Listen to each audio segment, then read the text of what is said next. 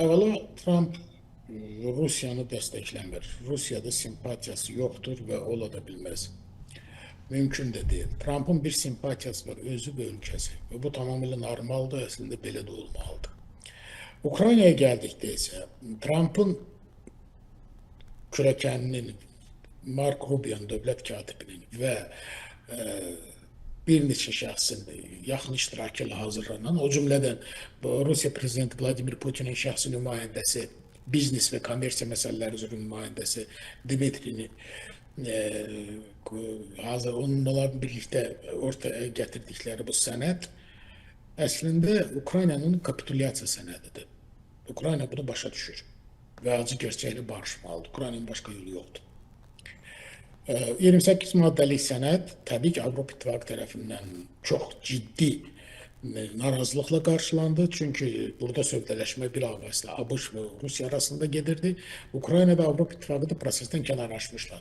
Ona görə Birləşmiş Ştatların dövlət katibi Mark Rubio və Ukrayna nümayəndə heyəti Cenevrədə bir araya gəldilər. Rubio bugün Cenevrəni tərk etdi və bir sıra maddələri yenidən baxılaraq tövsif və əlavə dəyişikliklərə məruz qalması barədə qərar qəbul edildi.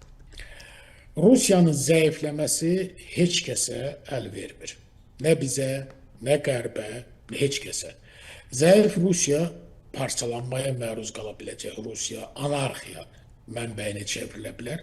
Adicə düşünün ki, balaca Suriyanın və yaxud da balaca Livanda anarxiya olanda bütün yaxın şərq hansı vəziyyətə düşür. İndi siz bir Rusiyanı düşünün. Rusiyanı zəiflətmək qərbin məqsədi deyil. Çünki Rusiya qərbin nə qədər çox sanksiyasına, nə qədər çox təzyiqinə məruz qalarsa, Çinə o qədər yaxınlaşır. Bu isə qərbin planlarına ziddir. Ukrayna bağlı sülh müqaviləsində də bu nəzərdə tutulur. Rusiya yenidən dünya iqtisadiyyatına qayıdacaq, tədricən sanksiyalar götürüləcək və s. və s. Burada uduzan kimdir? Ukraynadır. Bir mənalı şəkildə. Sülh müqaviləsinin nə zaman, hansı şərtlərdə və hansı formatda imzalamağından asılı olmayaraq, mən bəri başdan deyirəm ki, Ukrayna Krımla vidalaşmalıdır. Vidalaşacaqdır. Məcburdur. Ukraynanın Donetsk və Lugansk vilayətləri Rusiyanın əlində qalacaq, bütünlüklə. Donetskdəki Ukrayna qoşunları çıxarılacaq və ora demilitarizasiya edilmiş zona elan ediləcək. Xerson və Zaporojye vilayətlərində hazırda döyüş xətti hardadırsa, orada sülh müqaviləsi frontir qismində qeydə alınacaq.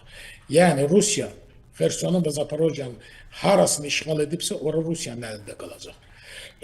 Qərb və dünya birliyi həmən ərazilər Rusiya əraziləri kimi tanımayacaq. Baxmayaraq ki, Donetsk, Lugansk, Xerson, Zaporojye Rusiya konstitusiyasına edilmiş əlavələrə görə Rusiya Federasiyasının ərazisi elan edilib. Amma Qərb bunları Rusiya ərazisi kimi hüquqi, de jure tanımayacaq. De facto bu ərazilər Rusiyanın əlində qalacaq. İkincisi, Ukraynanın NATO'ya qəbul edilmə məsələsi çətinləşəcək. Avropa İttifaqının bəli, bir müddət sonra Ukrayna qəbul ediləcək. Buna kimsə şübhə eləməməlidir. Amma NATO'ya qəbulu çox ciddi problemlə üzləşəcək. Üçüncüsü, Ukrayna ərazisində NATO qüvvələri, hərbçiləri olmayacaq. Ukraynaya verilmiş bütün NATO hərbi təyyarələri Polşada və Rumuniyada mənzillənəcəklər. Rus dili yenidən Ukraynada rəsmi status qazanacaq. Rus Pravoslav kilsəsi yenidən Ukraynada fəaliyyətə başlayacaq. Rusiyanın işğal illərində Ukraynadan oğurlayıb apardığı uşaq və yeniyetmələr geri qaytarılacaq. Ukraynaya NATO'nun nizamnaməsinin 5-ci maddəsinə, yəni bir NATO ölkəsinə edilən hücum bütün NATO'ya hücumdur prinsipi ilə ABŞ tərəfindən təhlükəsizlik zəmanəti veriləcək. Və burada ən maraqlı məsələ Rusiyanın dondurulmuş avarları, yəni 280 milyard avronun taleyidir.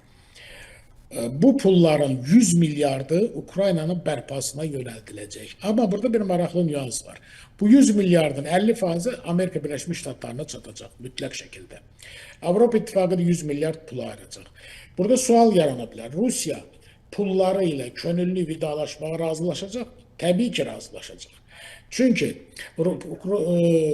Rusiya prezidentinin nümayəndəsi bəhs etdiyim Kiril Dmitriyevin də dediyinə kimi lap pisdənsə biraz pis daha yaxşı. Yəni Rusiya bilir ki, o avarlarını bütünlüklə geri qaytara bilməyəcək. O heç olmasa 280 milyard avronun 180 milyardını hansı ki Belçika'daki Euroclear bankında saxlanılır, o pulları ise geri qaytarmağı düşünür. Rusiya yenidən böyük 20-liyə üzv qəbul ediləcək. Onun böyük 8-likdə təmsil olunma məsələsinə yenidən baxılacaq və beləliklə Ukrayna müharibəsinə son qoyulacaq. Rusiya burada bilavasitə uduzan tərəf kimi olmamalıdır. Ümumiyyətlə bilirsiniz, belə bir fikir yarana bilər. Rusiya müharibədə udan tərəfdirsə, niyə Ukraynaya pul ödəməlidir? Belə olub, udan tərəf məğlub etdiyi tərəfə pul ödəyir. Məsələn, Amerika Birləşmiş Ştatları İraqda və Əfqanistanda 100 milyardlar dollar pul veriblər həmən ölkələrə. Amma bir şərtdə ki, həmən ölkələr ABŞ-ın strateji müttəfiqi olan hakimiyyətlər tərəfindən idarə olunub. Ukraynada isə Zelenski hakimiyyəti heç bir halda Putinin strateji müttəfiqi deyil. Amma dediyim kimi 280 milyardı bütünlüklə itirmək əvəzinə Rusiya onun heç olmasa bir qismini geri qaytarmaq əzmindədir. Müharibədə isə qalib olmayacaq. Nə Ukrayna, nə Rusiya. Zaporojye Atom Elektrik Stansiyasına gəldikdə isə Rusiya bu stansiyanın bütünlüklə öz nəzarətində qalmasına çalışır, amma Qərb buna imkan verməyəcək. Zaporojyedə istehsal edilən enerjinin 50% Ukraynaya gedəcək, 50% Rusiyaya gedəcək. Ukrayna bu savaşda qalib gələcəkmi? Xeyr.